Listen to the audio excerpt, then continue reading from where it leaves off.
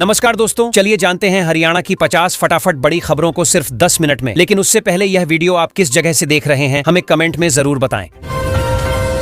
फरीदाबाद में बहुत से गरीब परिवार इलाज के हकदार होने के बावजूद कार्ड न बनने से परेशान हैं। सरकारी कागज पूरे होने के बाद भी आयुष्मान केंद्रों पर मशीन, स्टाफ और अपडेट की कमी से काम अटका है। लोग कहते हैं योजना अच्छी है, लेकिन जमीन पर सही व्यवस्था हो तो ही असली फायदा मिलेगा।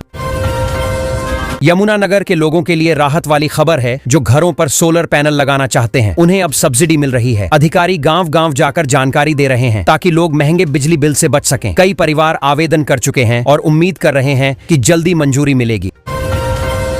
फरीदाबाद के किसानों में खुशी है क्योंकि ट्रैक्टर खरीदने पर 3 लाख रुपए तक की सब्सिडी मिल रही है। कृषि विभाग ने पात्र किसानों की सूची तैयार कर दी है। गांवों में इस योजना की चर्चा है। लोग इसे खेती आसान बनाने वाला कदम मान रहे हैं और आवेदन प्रक्रिया की जानकारी जुटा रहे हैं। तकनीकी पढ़ाई कर रहे हरियाणा के छात्रों के लिए बड़ा मौका खुला है। राज्य सरकार ने विशेष प्रशिक्षण के लिए IIT से समझौता किया है। इससे छात्रों को नई तकनीक, रिसर्च और उद्योग से जुड़ने का मौका मिलेगा। कई छात्र इसे करियर के लिए गेम चेंजर मान रहे हैं। हरियाणा सरकार ने शहरों की व्यवस्था सुधारने के लिए बड़ा फैसला लिया है। हाउसिंग बोर्ड को खत्म कर उसकी जिम्मेदारियां HISWP में मिला दी गई हैं। सरकार का कहना है इससे काम तेज होगा, योजनाएं अटकेंगी नहीं और लोगों को प्लॉट ऑफ सुविधाओं से जुड़े काम में कम भागदौड़ करनी पड़ेगी। हरियाणा का बजट इस बार बड़ा रहने वाला है। मुख्यमंत्री नायब सैनी 2 मार्च को 1.25 लाख करोड़ रुपए का बजट पेश करेंगे। विधानसभा सत्र की रूपरेखा तय हो चुकी है। सरकार विकास और बुनियादी ढांचे पर जोर देने की बात कर रही है, जबकि विपक्ष महंगाई और बेरोजगारी पर सवाल उठाने की तैयारी में है। फरवरी खत्म होते होते मौसम ने करवट ले ली है। ठंडी हवाएं कम हो रही हैं और दिन में धूप तेज लगने लगी है। मौसम विभाग कह रहा है कि अब सूखा दौर शुरू होगा और तापमान धीरे धीरे बढ़ेगा। किसानों को सलाह दी गई है कि फसल सिंचाई का समय मौसम देखकर तय करें।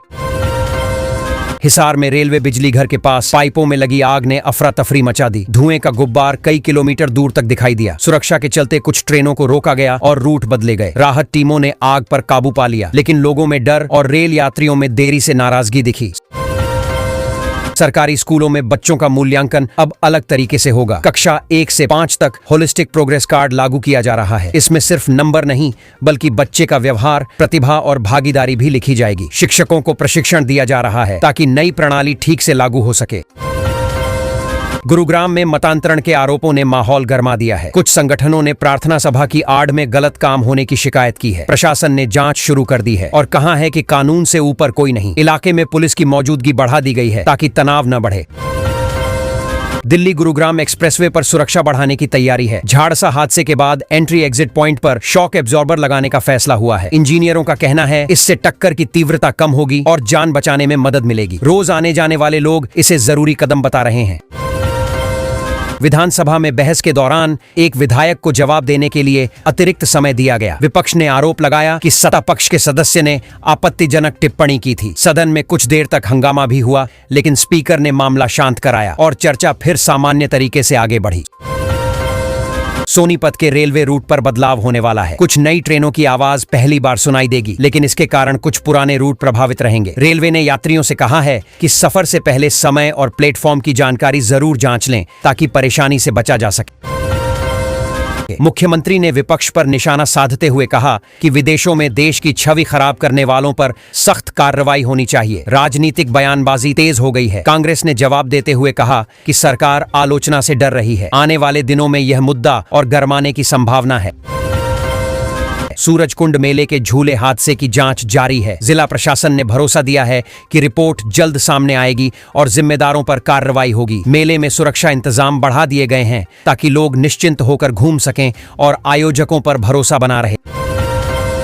सरकार ने यमुना सफाई, ऐसी बसें और रेल कॉरिडोर जैसे कई बड़े ऐलान किए हैं। अधिकारियों का कहना है कि इससे प्रदूषण घटेगा और सफर आसान होगा। लोग उम्मीद कर रहे हैं कि ये घोषणाएं सिर्फ कागजों तक न रहें बल्कि समय पर काम भी पूरा हो। फरीदाबाद नगर निगम ने कूड़ा फैलाने वालों पर सख्ती शुरू कर दी है। अब सिर्फ दुकानदार ही नहीं बल्कि भवन मालिक भी जिम्मेदार माने जाएंगे। अधिकारियों का कहना है कि शहर साफ रखने में जनता का सहयोग जरूरी है, वरना जुर्माने की कार्रवाई लगातार जारी रहेगी। विधानसभा सत्र के दौरान राज्यपाल ने कुछ पुराने विधेयकों में संशोधन पर मुहर लगा दी है। ये बिल पहले पारित हुए थे, लेकिन तकनीकी बदलाव जरूरी थे। सरकार इसे प्रशासनिक सुधार बता रही है, जबकि विपक्ष कह रहा है कि असली मुद्दों पर चर्चा कम हो रही है। मेवात इलाके में रोजाना लाखों लीटर पानी बर्बाद होने की खबर से लोग नाराज हैं। पाइपलाइन लीकेज और विभाग की सुस्ती को जिम्मेदार बताया जा रहा है। स्थानीय लोग मांग कर रहे हैं कि जल्दी मरम्मत हो, क्योंकि गर्मी शुरू होने से पहले पानी बचाना जरूरी है।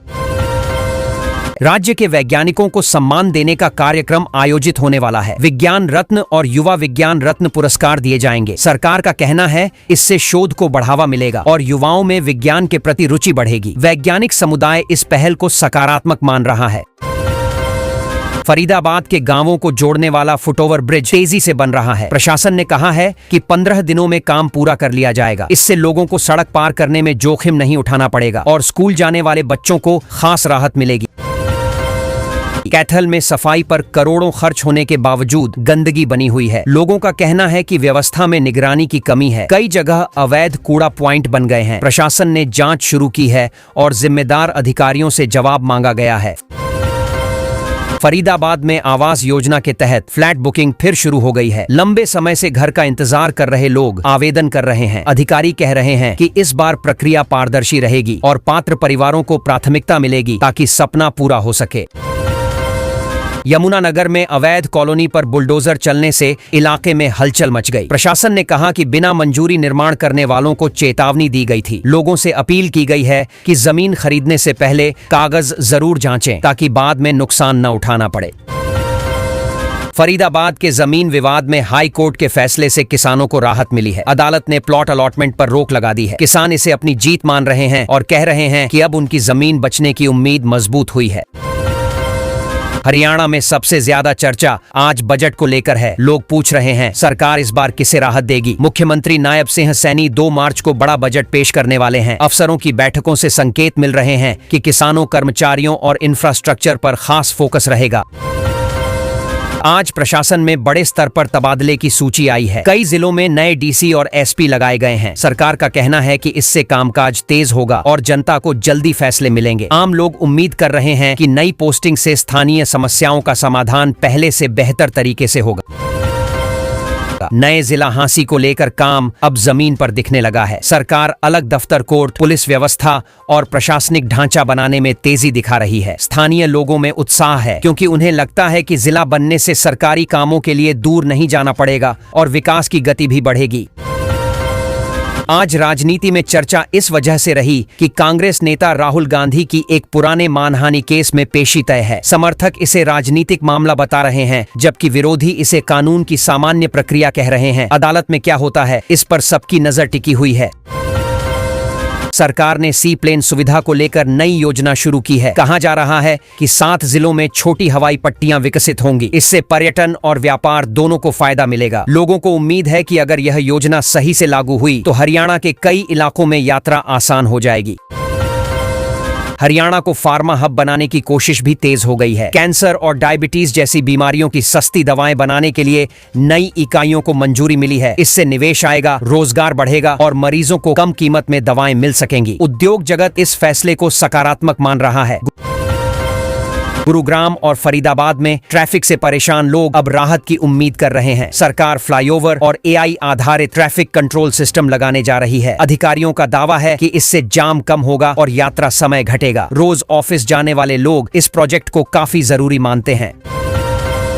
मंडियों के डिजिटलीकरण की शुरुआत आज से ट्रायल के रूप में हुई है। किसान अब ऑनलाइन भुगतान और रजिस्ट्रेशन जैसी सुविधाएं पा सकेंगे। सरकार कह रही है इससे बिचौलियों की भूमिका घटेगी और पारदर्शिता बढ़ेगी। कई किसान संगठनों ने इसे सही दिशा में उठाया गया कदम बताया है, हालांकि वे निगरानी भी चाहते हैं। पशुपालन विभाग ने बताया कि हरियाणा दुग्ध उत्पादन में लगातार आगे बढ़ रहा है। नई नस्ल सुधार योजनाएं और पशु स्वास्थ्य कार्यक्रमों का असर दिख रहा है। ग्रामीण इलाकों में दूध से आमदनी बढ़ी है। किसान कह रहे हैं कि अगर चारे और बाजार की व्यवस्था बेहतर हो जाए तो यह आय और बढ़ सकती है।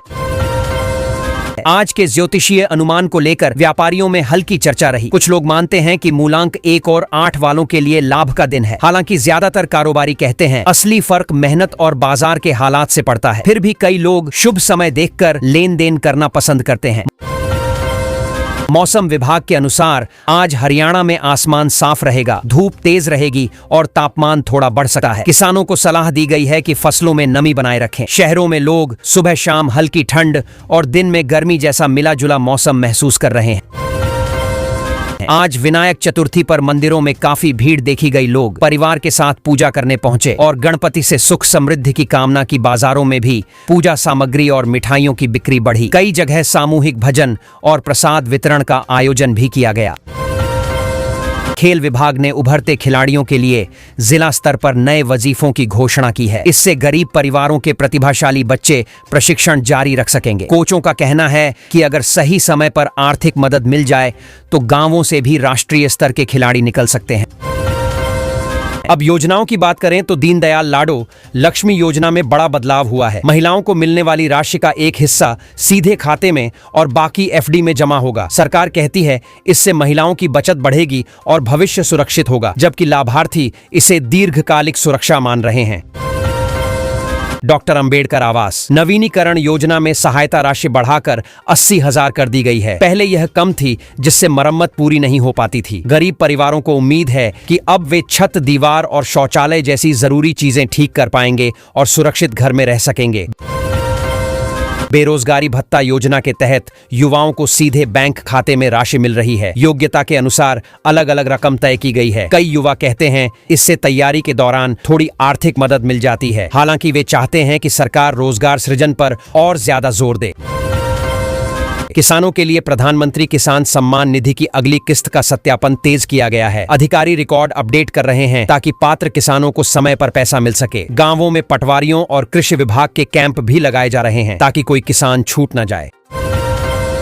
गैस सिलेंडर सब्सिडी योजना का दायरा बढ़ाया गया है। कुछ श्रेणी के लाभार्थियों को सस्ता सिलेंडर देने की प्रक्रिया सरल बनाई जा रही है। महिलाएं कहती हैं कि रसोई खर्च कम होने से घर का बजट संभालना आसान हो जाता है, खासकर उन परिवारों में जहां आय सीमित है। सामाजिक सुरक्षा पेंशन को 3,000 रुपये मासिक करने का फैसला बुजुर्गों और विधवाओं के लिए राहत माना जा रहा है। कई लोग कहते हैं कि इससे दवाइयों और रोजमर्रा खर्च में मदद मिलेगी। सरकार दावा कर रही है कि भुगतान समय पर भेजने के लिए डिजिटल सिस्टम मजबूत किया गया है।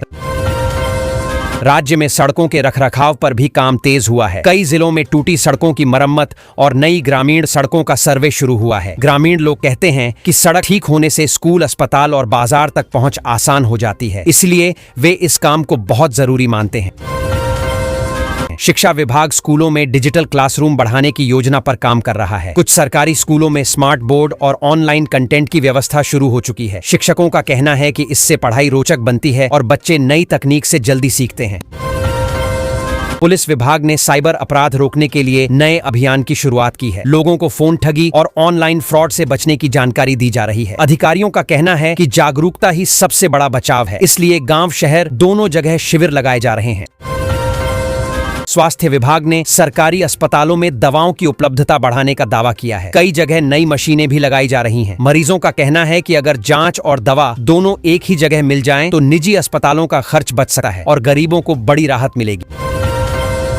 महिला स्वयं सहायता समूहों को बैंक से जोड़ने की प्रक्रिया तेज की जा रही है। छोटे लोन और प्रशिक्षण देकर उन्हें कारोबार शुरू करने के लिए प्रोत्साहित किया जा रहा है। कई गांवों में महिलाएं अब सिलाई, डेयरी और फूड प्रोसेसिंग जैसे काम से आय बढ़ा रही हैं और परिवार में उनकी भूमिका मजबूत हुई है।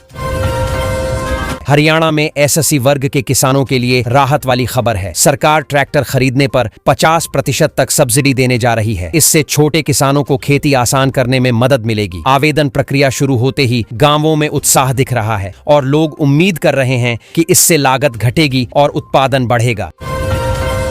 पोस्ट मैट्रिक छात्रवृत्ति को लेकर भी बच्चों के लिए राहत आई है। सरकार ने स्पष्ट किया है कि पात्र छात्रों को ही यह लाभ मिलेगा और आवेदन की अंतिम तारीख 28 फरवरी तय की गई है। स्कूलों में शिक्षक बच्चों को फॉर्म भरने के लिए समझा रहे हैं ताकि किसी योग्य छात्र का मौका न छूटे। पानी बिल जमा करने वालों के लिए नगर निगम ने राहत दे दी है। अब लोग 8 मार्च तक बिना जुर्माने के बिल भर सकेंगे। अधिकारियों का कहना है कि यह मौका खास तौर पर उन परिवारों के लिए है जो किसी वजह से समय पर भुगतान नहीं कर पाए थे और अब आसानी से बकाया साफ कर सकते हैं। परिवार पहचान पत्र की गड़बड़ी ने एक ग्रामीण को कागजों में करोड़पति बना दिया। जमीन का रिकॉर्ड गलत चढ़ गया था, जबकि असल में उसकी जमीन काफी कम है। अब प्रशासन जांच कर सुधार कर रहा है। गांव में लोग इस घटना को सिस्टम की बड़ी खामी बताकर सही डेटा अपडेट की मांग कर रहे हैं। होली पर घर जाने वालों की परेशानी बढ़ गई है। इंडियन रेलवे की कई ट्रेनों में वेटिंग लंबी हो चुकी है। लोग अब बसों और वैकल्पिक मार्ग तलाश रहे हैं। रेलवे अतिरिक्त स्पेशल ट्रेनें चलाने पर विचार कर रहा है, ताकि त्योहार पर यात्रियों को घर पहुंचने में ज्यादा मुश्किल न हो।